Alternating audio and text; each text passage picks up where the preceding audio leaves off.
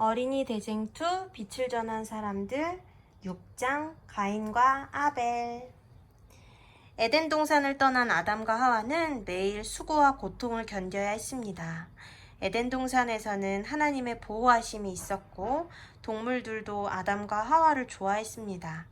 그러나 범죄 이후 더 이상 동물들이 아담과 하와 가까이에 오려고 하지 않았습니다. 오히려 아담과 하와를 보기만 하면 도망을 갔습니다. 아담과 하와는 꽃이 시드는 모습, 나뭇잎이 떨어지는 모습을 보며 눈물을 흘렸습니다. 그리고 숲속에 동물들이 죽는 모습을 볼 때는 두려움에 떨기도 했습니다. 이 모든 일이 자신들의 불순종으로 일어난 결과라는 것을 알기에 더욱 무섭고 두려웠습니다.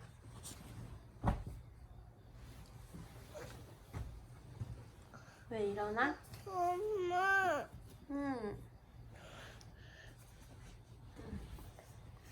이제는 일도 해야 했습니다.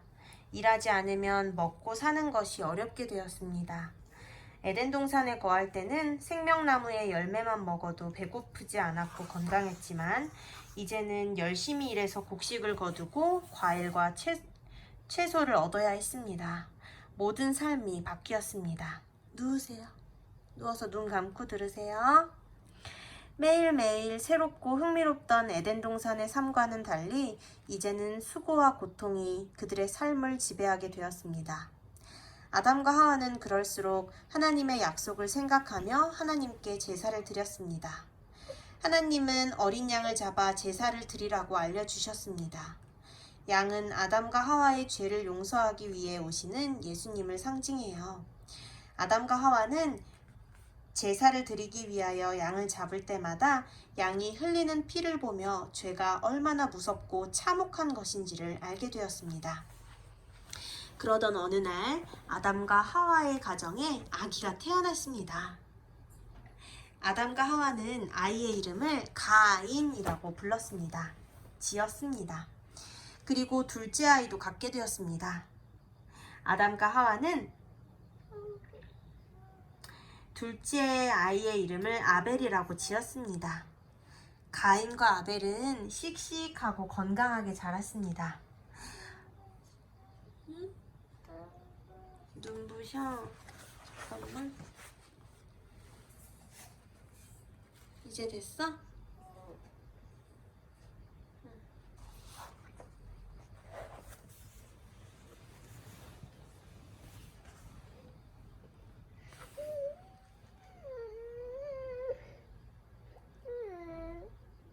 그만 읽을까?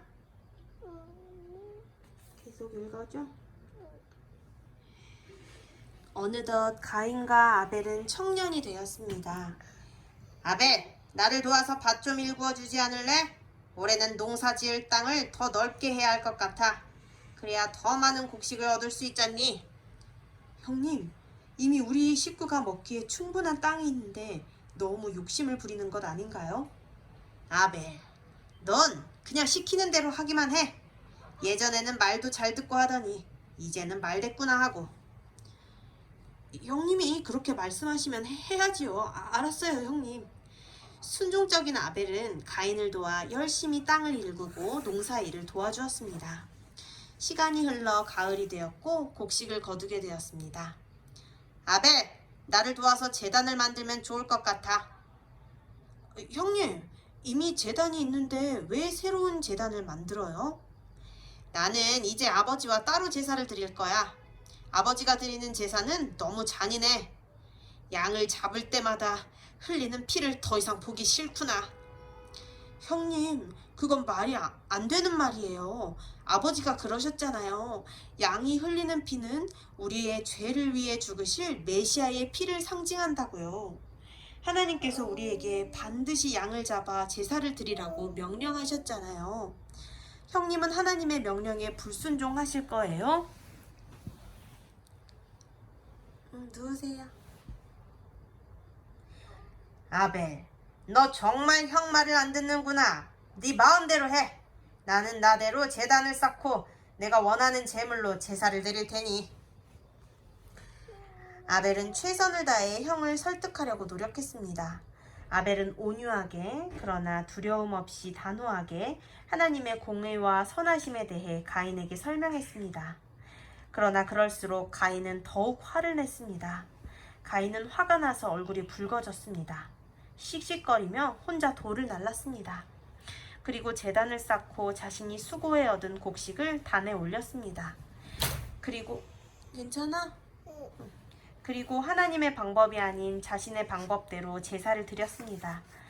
이런 모습을 지켜본 아벨은 너무 슬펐습니다.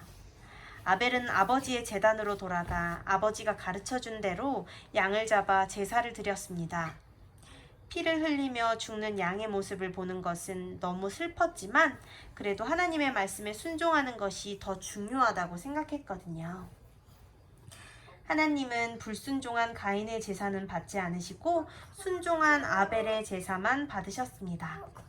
간지러. 이거 조금만 돌릴게. 엄마 책 안 보여서.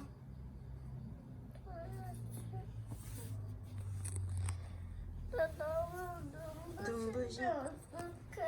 그럼 책 그만 읽을까? 알았어. 아니면 한 장 남았는데 요것만 읽고 긁어줄게. 지금 긁어줘. 조금만. 여기. 가인은 화가 났습니다. 하나님, 이건 너무 불공평한 것 아닌가요? 왜 아벨의 제사만 받으시나요?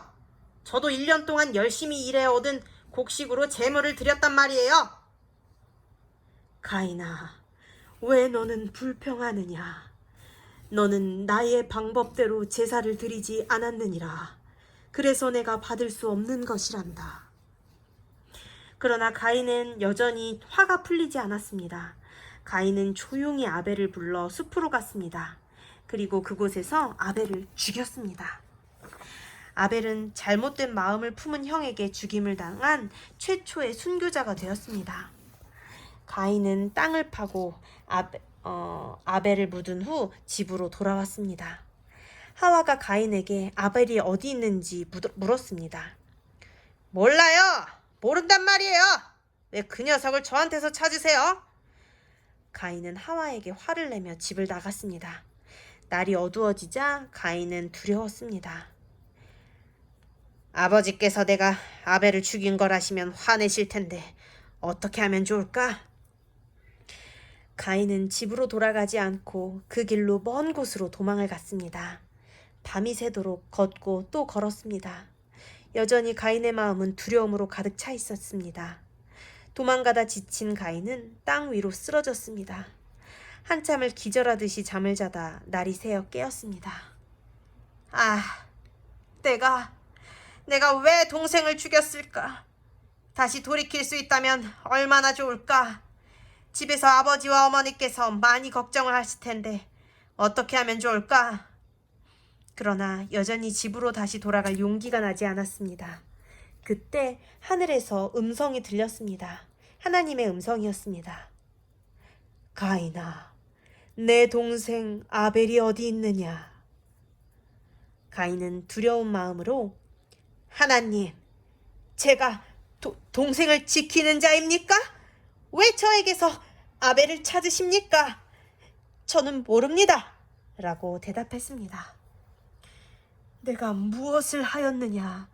내 동생 아벨의 핏소리가 땅에서부터 내게 들리는 것 같구나. 하나님께서 말씀하셨습니다. 가인은 두려운 마음에 무릎을 꿇고 자신의 죄를 고백했습니다. 하나님, 잘못했습니다. 제가 큰 실수를 저질렀습니다. 이제 어떻게 하면 좋을까요? 집으로 돌아가기에 너무 두렵습니다. 또한 다른 사람이 저를 죽일까 두렵습니다.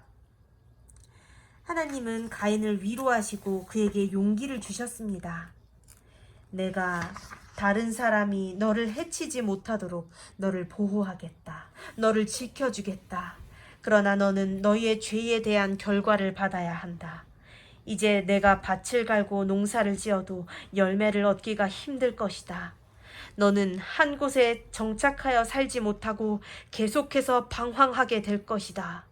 그러나 내가 너를 지켜줄 것이니 먼 곳으로 가거라. 결국 가인은 아버지의 집을 떠나 에덴 동산 동편 놋 땅으로 가게 되었습니다.